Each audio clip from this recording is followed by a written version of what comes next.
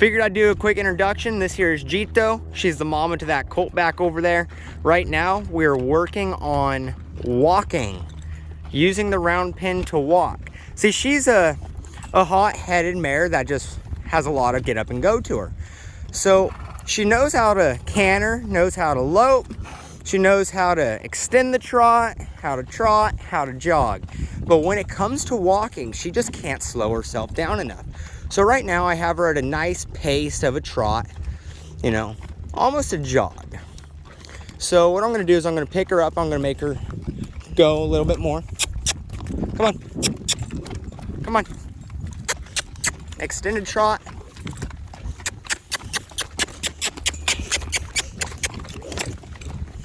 There we go. Now I want her to hold that.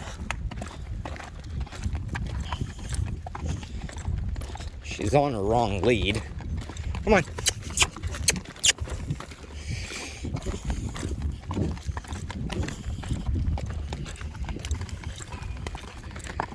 Now what I'm gonna do is I'm gonna have her go from this lope here in a minute and go back down to a trot, then to a walk.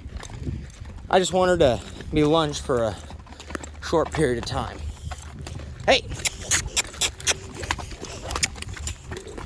Come on.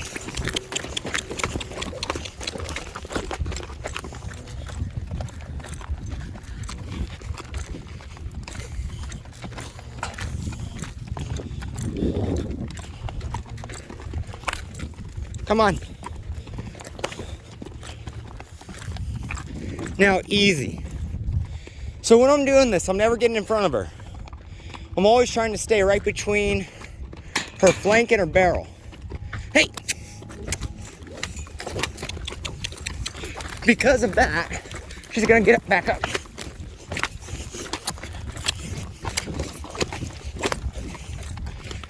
Because of that, I'm getting her back up. She tried stopping at the gate, telling her no. Now I'll get her back down to a trot.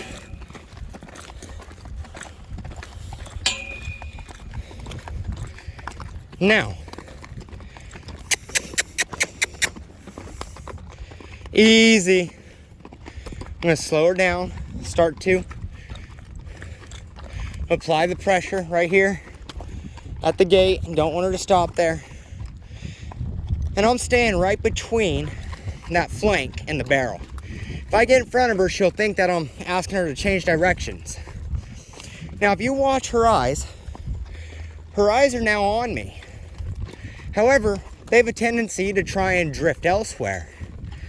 That is disrespect. They're not paying attention to you when that happens. So, I'm trying to make it interesting over in my area and convince her, hey, you know, I'm the one you need to be paying attention to. If not, I'm out to get you. I'm the monster on your back. I follow Ray Hunt, Jack Brenneman, you know, all their philosophy of making the right thing easy and the wrong thing difficult. And when it comes to horses too, I'm not afraid to ask, tell, and demand, you know? So right here, I'm gonna try and back off. Whoa. Nope, come on. She didn't quite get the concept. So she's gonna trot a little longer. Oh, I just want her to walk. Walk. Oh, slow down and walk. But I'm gonna keep that pressure. Now, she knows if I get to a certain distance, then she's gonna pick up a trot again. So the closer I get, the faster she's gonna wanna try and go, because that's how she was taught. So as long as I stay at a healthy distance, have this kind of relationship with her, she should be fine. But I gotta keep applying that pressure. I want her eyes to also be on me while I'm doing so.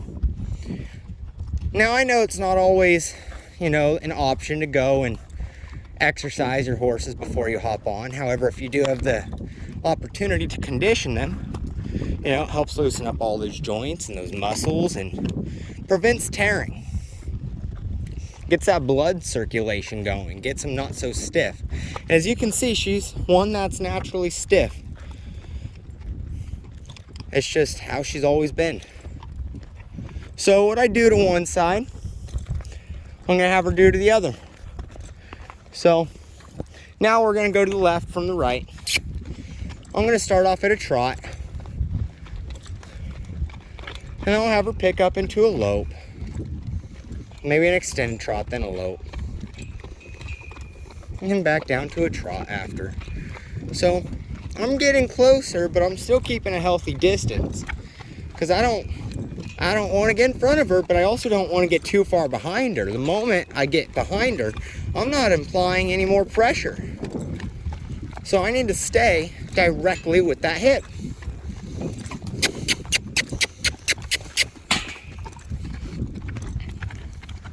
She keeps smacking everything.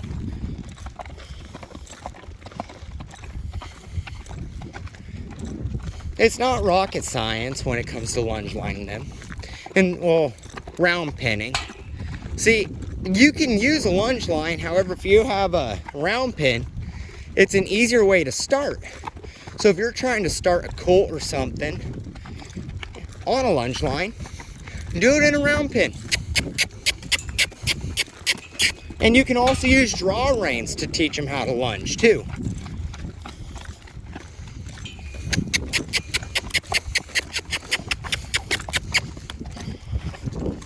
I'm gonna have her go a couple laps here.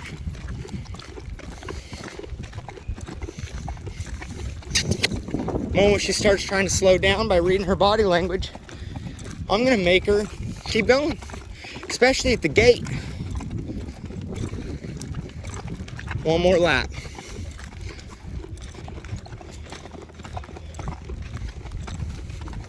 And whoa, I want her to trot. There we go. Hey, I'm gonna stand here, move at an angle, try and make sure I never get in front of her.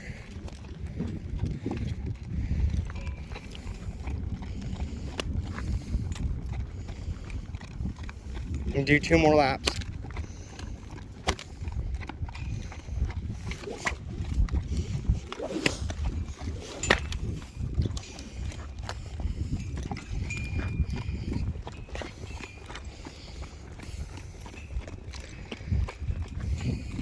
And whoa, whoa.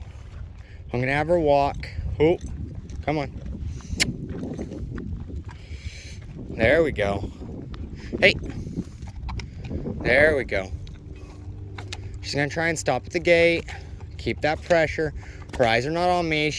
Her head's turned outward. I want it turned in. I want her shaped in. But I also don't want her to trot. So I'm just trying to catch her attention. As you can see, her ears are forward. She's paying attention to me. She's chomping at the bit. She's not really foaming though. Her tail's not really swooshing. So I think she's a little on the comfortable side. And she's trying to pay attention. She sees all these other horses over there. She hears the things above her. She's listening to my voice. Her ears are kind of facing towards me.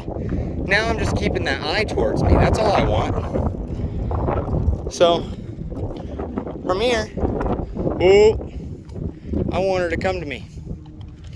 Hey.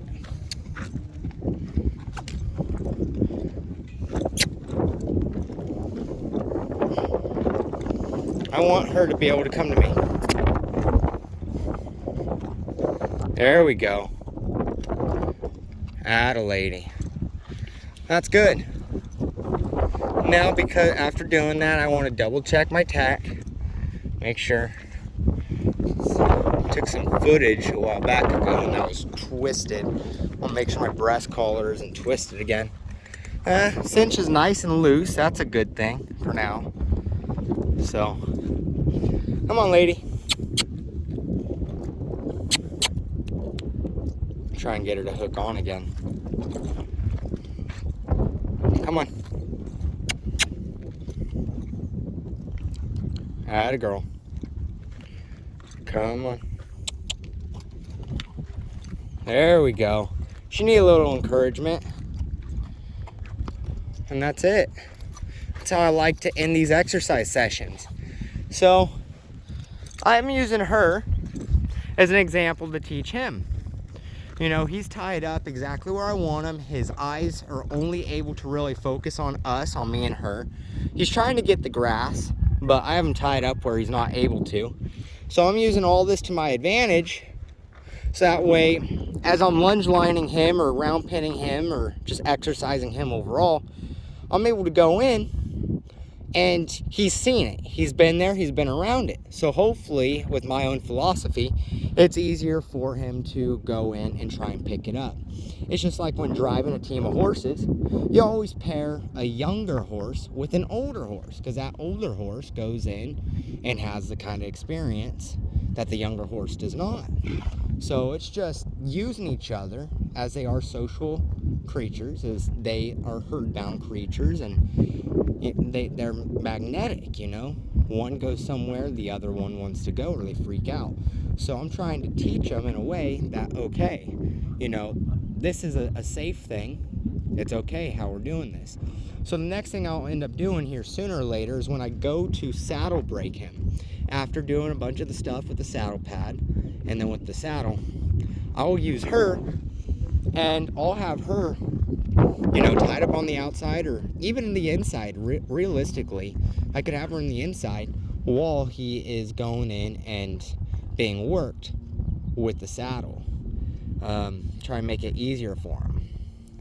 So for now, that's all we're doing with her. She's resting, she's content, she's pretty good there, and we're gonna move on to better, brighter things here in a minute. So thank you guys for watching, and stay tuned for upcoming videos like this one.